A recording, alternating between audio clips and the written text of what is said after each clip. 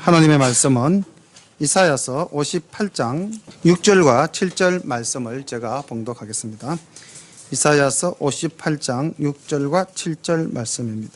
나의 기뻐하는 금식은 흉악의 결박을 풀어주며 멍에의 줄을 끌어주며 압제당하는 자를 자유케 하며 모든 멍에를 꺾는 것이 아니겠느냐.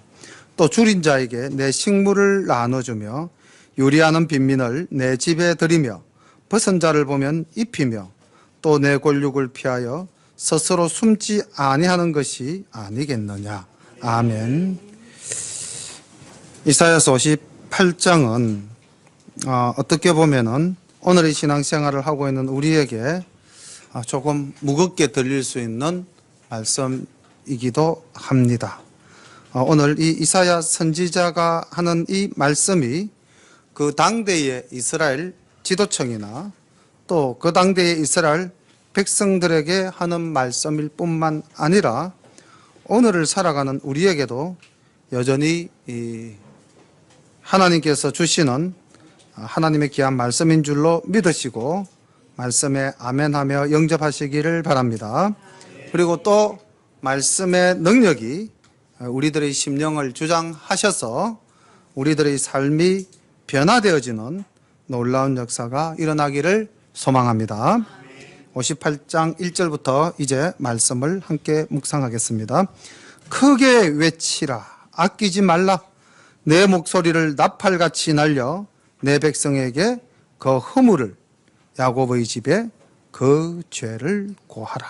주님께서는 선지자의 사명으로 이제 백성의 허물과 그 죄를 깨우쳐 알게 하라는 것입니다. 잘된다, 복받는다라는 말씀이 아니라 네가 이렇게 하면은 멸망받을 수밖에 없다라는 무거운 말씀입니다. 2절 봅니다. 그들이 날마다 나를 찾아 나의 길 알기를 즐거워함이 마치 의를 행하여 그 하나님의 규례를 폐하지 아니하는 나라 같아서 의로운 판단을 내게 구하며 하나님과 가까이 하기를 즐겨하며 이러기를 우리가 금식하되 주께서 보지 아니하심은 어찜이오며 우리가 마음을 괴롭게 하되 주께서 알아주지 아니하심은 어찜이니까 하느니라. 보라, 너희가 금식하는 날에 오락을 찾아 얻으며 온갖 일을 시키는도다. 보라, 너희가 금식을 하면서 다투며 싸우며 악한 주먹으로 치는도다. 너희의 오늘 금식하는 것은 너희 목소리로 상달게 하려 하는 것이 아니라 이것이 어찌 나의 기뻐하는 금식이 되겠으며 이것이 어찌 사람이 그 마음을 괴롭게 하는 날이 되겠느냐. 그 머리를 갈대같이 숙이고 굵은 배와 재를 펴는 것을 어찌 금식이라 하겠으며 여호와께 연락될 날이라 하겠느냐. 2절과 3절을 보면은 이들의 신앙생활이 아주 정숙하고 아주 신실하고 아주 모범적입니다. 날마다 하나님을 찾아가서 하나님의 길 알기를 즐거워함이 마치 의를 행하여 그 하나님의 규례를 폐하지 아니하는 나라와 같다. 얼마나 신실하게 하나님을 따릅니까? 그리고 하나님과 가까이 하기를 즐거워하며 하나님과 가까이 하는 것을 즐겨하였다. 그런데 그들이 하나님께 하나님 어찌하여 우리의 금식을 돌아보지 아니하십니까? 라고 말을 하고 있습니다. 이거를 오늘 우리의 현실로 바꾸면은 하나님 우리가 이렇게 오전에 모여서도 하나님께 기쁨으로 예배드리고 오늘 오후에 이렇게 우리들이 모여서 온 마음을 다해서 하나님께 예배드리는데 하나님 어찌하여 우리의 기도를 들어주시지 않습니까? 하는 거하고 동일합니다. 우리 그렇게 신앙생활 하실 때 들어있잖아요. 내가 이렇게 하나님께 충성하고 내가 이렇게 열심히 하나님을 섬기는데 어찌하여 하나님은 저의 문제를 해결해 주시지 않으십니까? 이렇게 하나님께 하소연 또는 원망할 때가 있죠. 그런데 하나님께서는 이렇게 말하는 자들에게 이렇게 말씀하십니다. 보라, 너희가 금식하는 날에 오락을 찾아 얻으며 온갖 일을 시키는도다. 보라, 너희가 금식을 하면서 다투며 싸우며 악한 주먹을 치는도다. 그러니까 이 신앙 행위가 어떻다는 겁니까? 참되고 진실하다는 겁니까? 형식적이고 외식적이라는 것입니까? 형식적이고 외식적이라는 것입니다. 그러니까 우리가 오늘날 많은 기독교인들 중에 그런 분들 있지 않습니까? 교양으로 신앙을 가지시는 분, 또는 사회적으로 이 정도 비춰지니까 이 정도는 장식품 정도로 갖추어야 되겠다. 그렇게 해서 교회를 나오시는 분. 우리나라에서는 아니겠지만은 외국에 이민을 가면은 거기서 사람을 만나서 정착을 하기 위해서 교회를 다녀야 되겠다. 이런 분들이죠. 옛날에 제가 다니던 교회에서는 어떤 일이 있었냐면은 장로님이 공장을 운영을 하셨어요. 창원공단에 중소기업을 운영을 하셨는데 그 직장에 우리 교회 젊은 집사님이 사원으로 있었습니다. 저하고는 아주 친하게 지내는 동생 같은 집사님이었는데 그 장로님이 이제 경기가 좋을 때 공장이 한참 잘 돌아갈 때 장로님은 가족 다 데리고 예배드리러 교회로 옵니다. 그리고 순서를 맡으셔서 기도도 하시고 다 하셔요. 그런데 그 젊은 집사님은 교회를 안 오는 거예요. 출근을 시키는 겁니다. 바로 3절 끝에 보면은 너희가 금식하는 날에 오락을 찾아 얻으며 온갖 일을 시키는도다. 그 신앙이 잘못됐다는 겁니다. 교회의 장로님인데 장로님이라면 모든 성도의 본이지 않습니까? 그런데 그렇게 예배드리는 장로님을 어느 성도가 존중하겠습니까? 존경하겠습니까? 오늘 이스라엘 백성들이 그렇게 살았다는 겁니다. 나는 거룩하게 하나님께 예배드린다 하면서도 실질적으로 그 삶은 거룩하지 못했다는 겁니다. 이런 삶의 모습들을 예수님께서는 마태복음 23장에서 화 이설진저를 7번 반복하시면서 외식하는 서기관과 바리새인들을 꾸짖으셨습니다. 대표적인 게 제가 두 부분을 뽑아왔는데요. 마태복음 23장 25절에 화 있을진저 외식하는 서기관들과 바리새인들이여 잔과 대접의 겉은 깨끗이 하되 그 안에는 탐욕과 방탕으로 가득하게 하는도다. 소경된 바리새인아 너는 먼저 안을 깨끗이 하라. 그리하면 끝도 깨끗하리라. 화 있을진저 외식하는 서기관들과 바리새인들이여 회칠한 무덤 같으니 겉으로는 아름답게 보이나 그 안에는 죽은 사람의 뼈와 모든 더러운 것이 가득하도다. 이와 같이 너희도 겉으로는 사람에게 옳게 보이되 안으로는 외식과 불법이 가득하도다. 이사야 선지자가 이스라엘 백성들에게 외쳤던 그 말씀이나 우리 주님께서 당대의 서기관과 바리새인들에게 하셨던 그 말씀이나 오늘도 이사야 선지자의 입을 통해서 하나님의 거룩한 말씀으로 우리에게 전달되어지는 이 말씀이 동일하지 않습니까? 우리가 만약에 외식하고 있다면, 우리가 만약에 내가 믿는 믿음의 행위와 내 마음이 일치하지 않는다면 그것은 온전한 신앙이라고 할 수가 없습니다. 여기 5절에 보면 이렇게 되어 있죠. 사람이 그 마음을 괴롭게 하는 날, 이거를 오늘날 말로 쉽게 번역하면 회개하는 겁니다. 금식하고 회개할 때 그 머리를 갈대같이 숙이고 금식과 회개의 상징인 굵은 베옷을 입고 그 다음 죄를 뒤집어 써는 것이 과연 옳으냐는 겁니다. 그 너의 회개도 가짜다라는 거죠. 너의 회개도 가짜고 너의 금식도 가짜다. 네 행실이 따르지 않는 말로만 또는 겉으로 드러내는 것만으로는 나를 기쁘게 할 수 없다는 겁니다. 그런 금식 나 원하지 않는다라고 말씀하고 있습니다. 그리고 오늘 제가 말씀으로 읽었던 6절 말씀, 나의 기뻐하는 금식은, 하나님께서 받으시는 금식은 어떤 것인가? 흉악의 결박을 풀어주며 멍에의 줄을 끌어주며 압제당하는 자를 자유케 하며 모든 멍에를 꺾는 것이 아니겠느냐.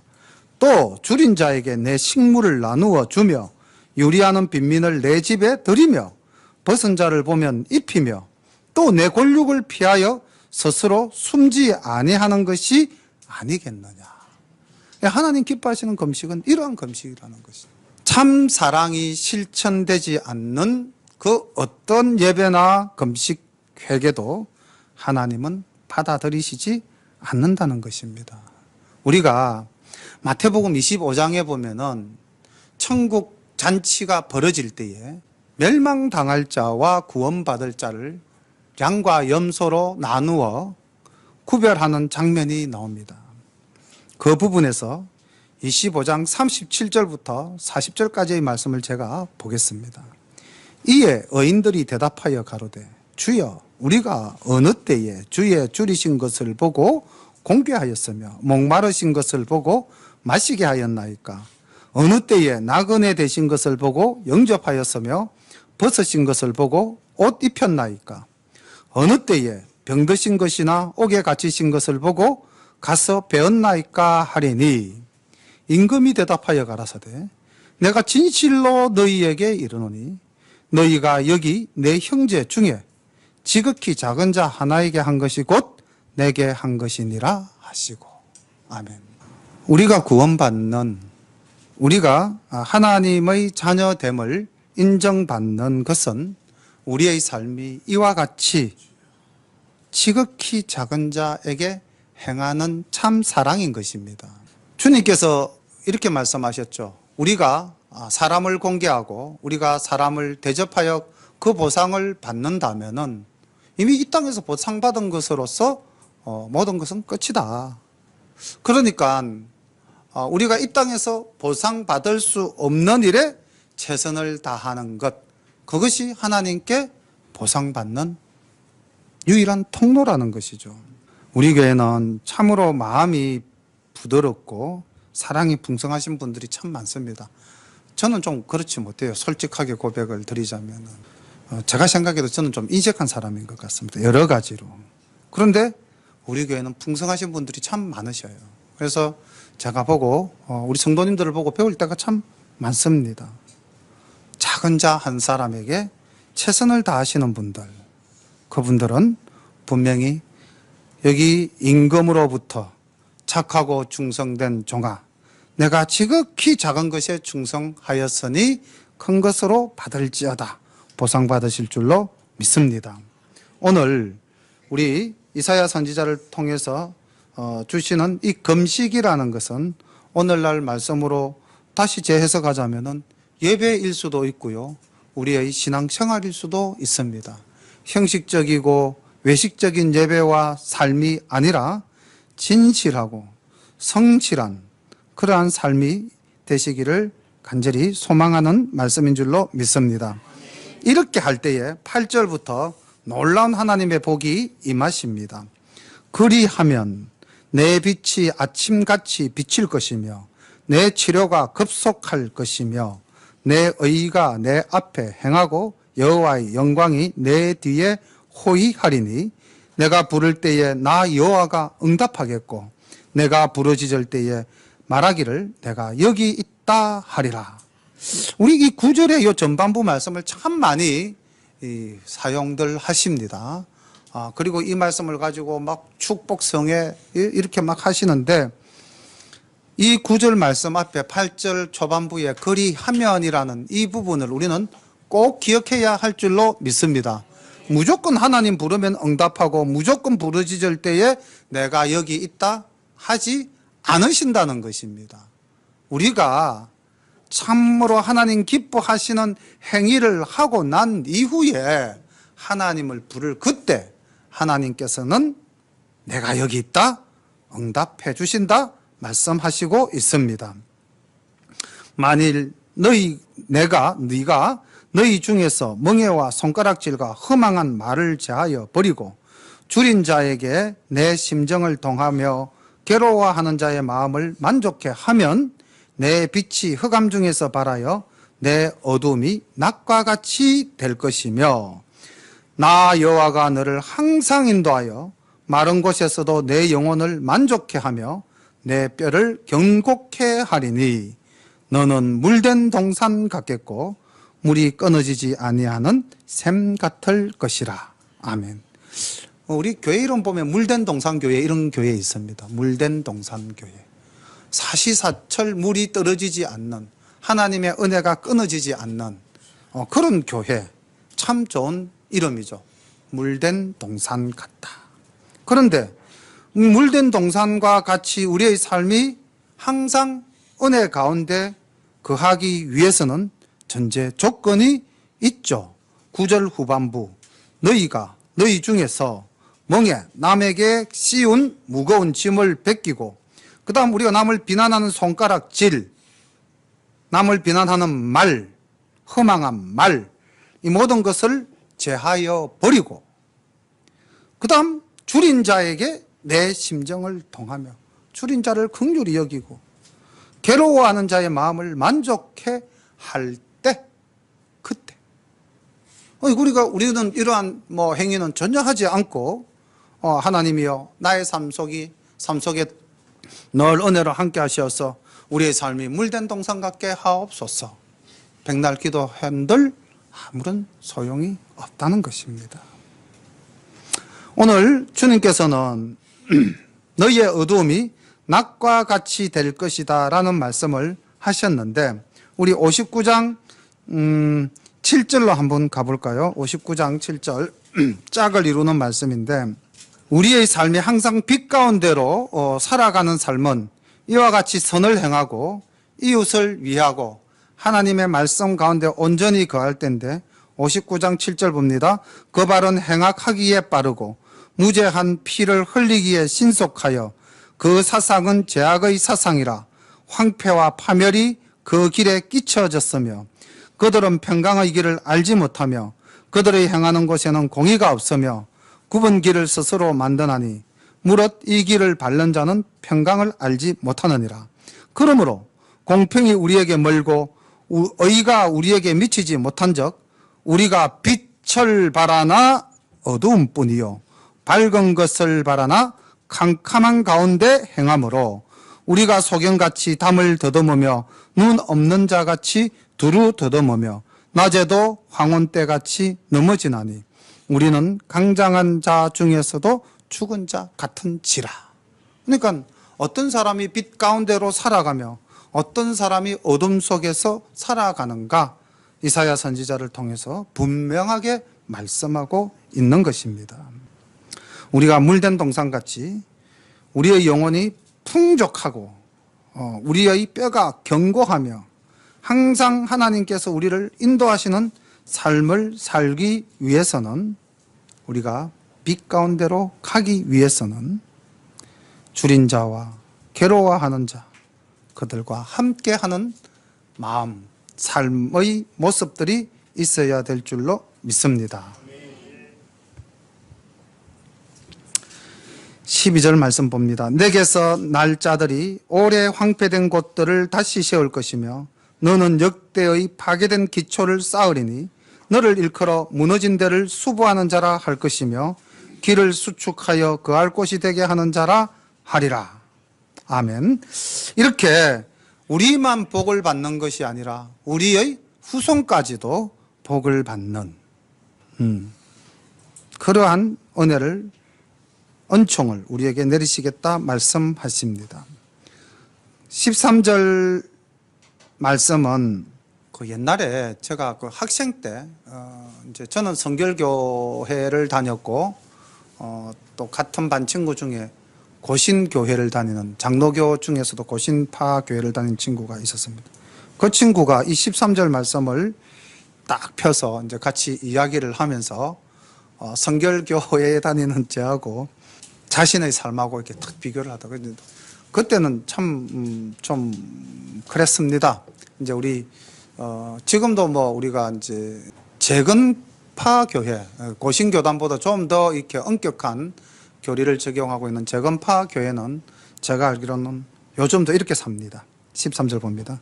만일 안식일에 내 발을 금하여 내 성일에 오락을 행치 아니하고 안식일을 일컬어 즐거운 날이라 여호와의 성일을 존귀한 날이라 하여 이를 존귀히 여기고 내 길로 행치 아니하며 내 오락을 굳지 아니하며 사사로운 말을 하지 아니하면. 그러니까 안식일을 지키는 법도가 굉장히 엄격했어요. 그 당시에 이제 이 친구들의 이야기를 들으면. 그래서 그때 들었던 이야기 중에 제가 지난번 설교할 때 다 말씀드렸는지 모르지만은 집에서 버스로 약 한 30분 되는 거리라면은 걸어서는 얼마나 가야 될까요? 버스로 한 30분 걸리는 거리라면 뭐 걸어서는 한 2~3시간 정도 걸어야 안 되겠습니까? 그죠? 주일날 도로 안 쓴다고 그걸 걸어가는 거예요. 그리고 그때 당시 그 친구들은 주일날 절대 집에서 TV 안 본다고 그래요. 오락을 금하며 사먹는 행위 일체 없습니다. 장도 토요일날 미리 다 보고 주일날에는 장도 안 본다. 어떻게 보면 너무 이렇게 이제 글자와 형식에 얽매인 삶이라고도 볼 수가 있는데 그렇게까지 법도를 지키고 하나님 말씀대로 살려고 노력한 것으로 저는 긍정적으로 생각을 그 당시에 했습니다. 그리고 이제 우리는 어떻게 했는가? 성결교단의 교회를 다녔던 저는 뭐 주일날 TV도 받고요, 뭐 돈도 썼고요, 다 했습니다. 근데 오늘 설교를 하는 이 자리에서 뭐 오락을 하지 마십시오, 차를 타지 마십시오, 돈을 쓰지 마십시오, 뭐 이렇게 강요하지는 않겠습니다. 눈에 보이는 이런 형식적인 삶의 모습이 중요한 것이 아니고 그 본 마음이 더 중요한 것이지요. 그런데 우리가 만약에 정말로 온전한 믿음으로 하나님의 사랑을, 하나님의 말씀을 실천하시겠다면 정말 이렇게 살아야 되는 겁니다. 근데 과연 말씀과 우리의 삶이 일치가 될 수 있는가?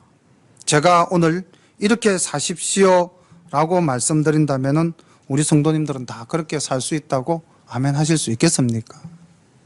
아멘 할 수 없는 일을 제가 억지로 아멘 하라고 하는 것도 위선이지 않겠습니까?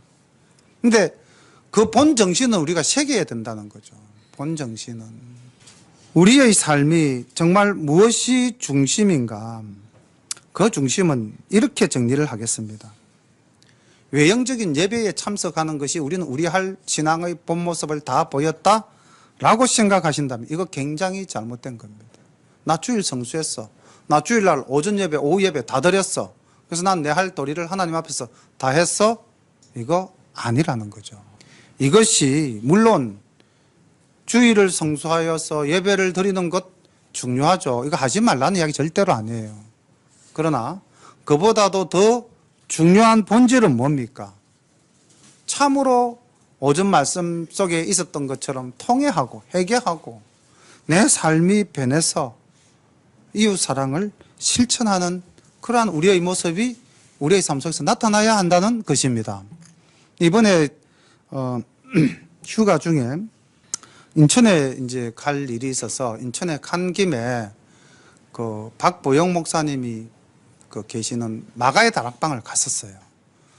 산골짜기에 들어있더라고요. 시내 안에 깊은 산골짜기 안에 이제 교회가 있고 주로 거기에는 이 사회적으로 버림받은 사람들이 이제 목사님이 거두어서 함께 생활하는 그런 공간이었고 저희들이 가는 날은 집회가 있어가지고 뭐 이렇게 이제 목사님을 한번 뵙고 왔으면 하는 마음으로 갔는데 또 같이 간 뭐 예수 안 믿는 일행이 있어가지고 또 같이 뭐 시간을 공유할 수도 없고 해서 마가의 다락방을 둘러보고 재단에 들어가서 기도하고 그렇게 이제 해서 나와서 이제 박보영 목사님의 설교를 제가 인터넷으로 듣고 많은 은혜를 받았습니다. 그러면서 우리의 삶과 우리의 신앙이 어떠해야 되는가, 신앙의 강조점이 무엇이어야 하는가, 우리가 정말로 이 시대에 좋은 목사님들이 그래도 살아 계셔서 하나님의 그 영적인 말씀을 강하게 우리에게 전달하시는데 그분의 말씀이 이것입니다. 이웃사랑입니다. 참된 이웃사랑. 예수 믿는다고 교회 나오는 것이 전부가 아니라는 거죠. 그리고 또 목사님 이렇게 말씀을 하셨어요. 너희가 얼마만한 마음으로 예배를 드리느냐. 정말로 네가 마음을 다해서 예배를 드리느냐, 아니면 그냥 어무방어전 치르듯이 예배 드리러 나오느냐. 우리가 옛날 사랑교회 다닐 때 노 목사님도 그런 말씀을 하셨어요. 얼마나 옷을 정결하게 입고 오는가. 그래서 정말로 그 하나님을 경외하고 하나님을 두려워한다면은 그 복장부터가 이미 하나님의 전에 나올 때 삶 속에 나타나야 된다는 것이죠. 그래서 형식도 중요하고 내용도 중요하다. 어느 것 하나 중요하지 않은 것이 없다라고 강조를 하셨어요. 그래서 저희들도 이제 가만히 그 말씀을 들으면서 제가 깊이 반성한 것이, 우리는 하나님께 예배 드릴 때 겸손한 마음으로 예배 드리자. 참 하나님을 두려워하고 성전을 거룩하게 생각하는 마음으로 예배 드리자 해서 신발을 벗고 이제 우리가 예배 드리러 이렇게 예배당으로 들어오지 않습니까? 우리 뭐 다 지금 맨발로 들어왔지 않습니까? 과연 이제 그런 마음이, 그렇게 예배를 드리자 이 마음이 다른 우리의 삶 속에서 또는 다른 신앙적 행위에서 과연 나타나고 있는가, 먼저 내 자신을 한번 돌아봤어요. 근데 저도 X표가 나오더라고요. 많이 부끄러웠습니다. 우리가 정말로 참 마음으로 정말로 이렇게 13절에서 말씀하신 것처럼 엄격하지는 않을지라도 우리가 그 말씀의 정신, 본질은 지키고 있는가 다시 한 번 더 생각해 보아야 될 줄로 믿습니다. 그 아멘 소리가 크게 들려서 또 생각이 문득 나는데요. 뭐 본인의 이름을 거론하면 좀 죄송하긴 하겠지만 이재백 집사님이 우리 교회에 오셔서 하신 말씀이 이제 그거예요. 우리 교회는 예배를 드림에 있어서 뭔가 좀 안정되지 못한 것 같다. 제가 처음엔 그 말을 그냥 흘려들었어요, 솔직히. 뭐 우리 나름대로 열심히 이제 우리가 예배를 드린다 생각을 했는데. 그런데 곰곰 저도 이제 이번 건을 통해서 회개하고 반성하면서 우리가 돌아보니까 그렇다는 겁니다. 우리도 정말 예배 시간에 하나님을 두려워하는 마음으로 예배를 드리는가? 우리가 만약에 하나님을 두려워한다면 어떻게 우리가 자기 마음대로 행동할 수 있냐는 것이죠. 또 조금 뭐 제 이야기로 나가서 죄송합니다만 우리 아들이 저기 앞에 앉아 있는데 아들이 아버지를 굉장히 무서워했어요. 인상만 딱 쓰면 그냥 숨을 죽였습니다. 제가 그렇게 살았어요. 그러니까 그 아들의 그 마음속에 있는 아버지에 대한 두려움이 있다 보니까 아버지의 표정 하나만 가지고도 아들은 반응을 해버리더라는 것입니다. 왜 제가 지금 이 말씀을 드리냐면요. 과연 우리 아들이 나를 두려워한 만큼 내가 하나님을 두려워하고 있는가? 그렇지 않다는 것에 문제가 있다는 것이죠. 이렇게 서로 얼굴을 대하는 이 인간관계 속에서도 우리는 상대가 누군가에 따라서 내 행동이 절제되어지기도 하잖아요. 그죠? 우리 흔히 뭐 예를 많이 들지 않습니까? 뭐 만약에 내가 뭐 도지사의 부름을 받았다, 대통령의 부름을 받았다, 그래서 뭐 도청에 들어간다, 청와대에 들어간다, 어떻게 있겠습니까? 이런 예 많이 하잖아요. 그죠? 그런데 정작 그보다도 더하신 살아계시고 천지를 창조하신 하나님께 예배드리러 나오는 주일날 우리들의 마음가짐과 우리 삶의 모습과 우리가 예배드릴 때에 이 행하는 모든 모습들이 과연 그런 두려움을 갖고 있는가?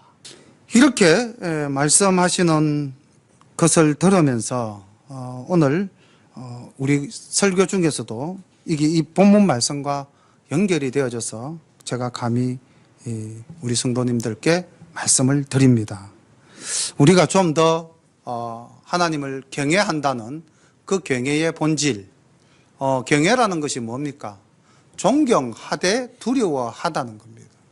그러니까 굉장한 존경입니다. 이거는 존경의 최극상이 경외입니다. 그래서 하나님을 우리가 경외한다라고 우리 고백한다면은 우리의 모습이 달라져야 될 것이고 우리의 삶이 달라져야 할 것입니다. 오늘 아침 우리 교회 학교 친구들하고 요셉에 대한 이야기를 잠깐 했어요. 처음에는 쉬운 주제로 꿈은 이루어진다. 어저께 우리 한국 축구 이야기부터 시작해서 쭉 말씀을 전개하면서 본질적인 것은 이것을 애들에게 이야기했습니다. 보디발의 아내가 요셉을 유혹할 때에 요셉이 한 말이 있죠. 내 주인이 내게 아무것도 금한 것이 없다. 당신이 나를 유혹하고 이 집에는 아무도 없었고 또 내 주인도 나를 금한 것이 없었으니 내가 젊은 혈기로 당신을 어떻게 할 수도 있겠지. 그런데 그런 말은 본문에는 없습니다. 그런데 요셉의 입장에서 그러나 요셉은 이렇게 말했죠. 하나님이 살아계셔서 나를 보고 계신다. 그렇지 않습니까? 젊은 혈기에 아무도 없는 집에서 미모의 여주인이 자기를 유혹할 때, 그것도 한 번, 두 번이 아니라 지속적으로 유혹할 때 젊은 사람이 넘어가지 않을 수 없겠죠. 그런데 애들한테 그 이야기를, 나머지 이야기는 다 빼고요. 뭐라고 이야기를 했냐면 하나님이 보고 계신다. 그리고 그는 하나님이 인도하시는 대로 행하였다. 그랬을 때 그가 형통하였다. 너희들의 꿈이 이루어지기 위해서는 너희들이 하나님이 너희들을 보고 계신다는 것을 인식해야 한다. 애들한테 한 이야기가 아니라 사실 우리 모두에게 주시는 말씀이죠. 하나님이 다 보고 계십니다. 다 보고 계신다면 우리는 두렵지 않습니까? 그냥 몸만 봅니까? 마음까지도 다 보시는데요. 그렇다면 우리는 얼마나 그 하나님을 두려워해야 되겠습니까? 하나님을 의식하지 않기 때문에, 하나님과 함께 한다는 생각이 없기 때문에 우리는 그냥 우리의 길로 가고 있는 것입니다. 이사야 선지자는 크게 외치라, 아끼지 말라, 내 목소리를 나팔같이 날려 내 백성에게 그 허물을, 야곱 집에 그 죄를 고하라. 선지자가 목숨 걸고 지금 외치는 것 아니겠습니까? 이렇게 이야기하는데 뭐 어느 누가 그 선지자를 가만 살려두겠습니까? 므낫세가 용서하겠어요? 결국 죽였지 않습니까? 아침에 말씀드렸다시피 유대 전성에 의하면 통나무에 집어넣고 톱으로 갈아서 죽였다고 그렇게 이야기되어지고 있지 않습니까? 오늘 우리가 다시 한 번 더 이 말씀을 묵상하면서 과연 온전한 금식이 무엇인가? 참된 신앙이라는 것은 어떻게 사는 것인가? 주님은 우리를 심판하실 때에 어떻게 우리를 판단하실까? 짧은 58장 14절에 불과한 말씀이지만은 우리에게 주는 메시지는 굉장히 무겁고 엄중합니다. 이 말씀을 우리가 좀 새겨서 정말로 이제 사실 뭐 하나님 나라 갈 날이 얼마 안 남은 분도 계시고요. 뭐 난 아직 한참 남았다 할는지 모르시겠지만은 오는 거는 순서가 있어도 가는 건 순서가 없다 그러잖아요. 그죠? 예. 하나님이 내일 우리를 부르시면 어떡할 겁니까? 우리는 가야죠. 그때 우리가 하나님 앞에서 내어놓을 수 있는 게 과연 얼마나 있을까? 나름대로 우리가 정말 다 최선을 다해서 살아가고 있죠. 정말 최선을 다해서 살아가고 있다고 말씀할 수 있는 분도 있을 겁니다. 그런데 더 하나님을 두려워하고 더 하나님을 경외하며 하나님이 나와 함께 하신다는 것을 늘 우리는 그렇게 생각하죠. 하나님이 나와 함께 하신다를 어떻게 생각합니까? 내 모든 고난을 하나님이 다 해결해 주시고 내 모든 필요한 것을 하나님이 다 공급해 주시고 내 모든 간구를 다 들어주신다. 우리는 이렇게 해서 하나님이 나와 함께 하신다로 임마누엘의 하나님 이렇게 기도하지 않습니까? 사실은 그게 아니에요. 그죠?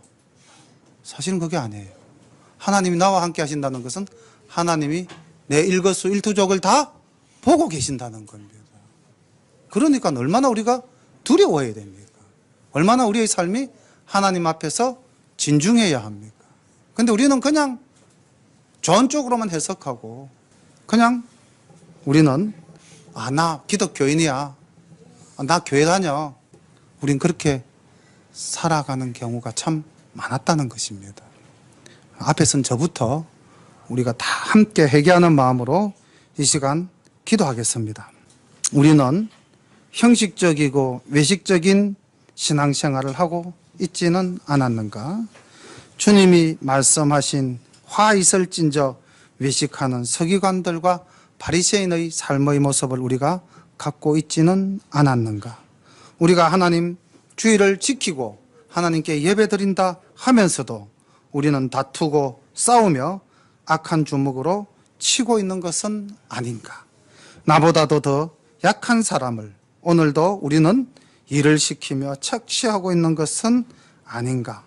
우리가 하나님 앞에 회개한다고 머리를 숙이고 굵은 배와 죄를 뒤집어 쓰지만은 그것이 형식적인 것이 아닌가?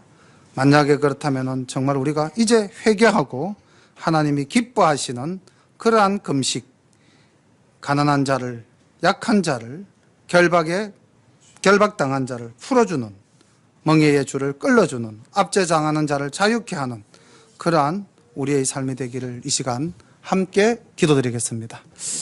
사랑의 아버지 하나님, 감히 어떻게 하겠다 다짐도 못합니다. 우리가 너무나 하나님 보시기에 부끄러운 삶을 살아가고 있다는 것이 하나님 아버지 이 시간 말씀을 통하여 우리를 가르치실 때에 하나님 감히 고개를 들지 못합니다.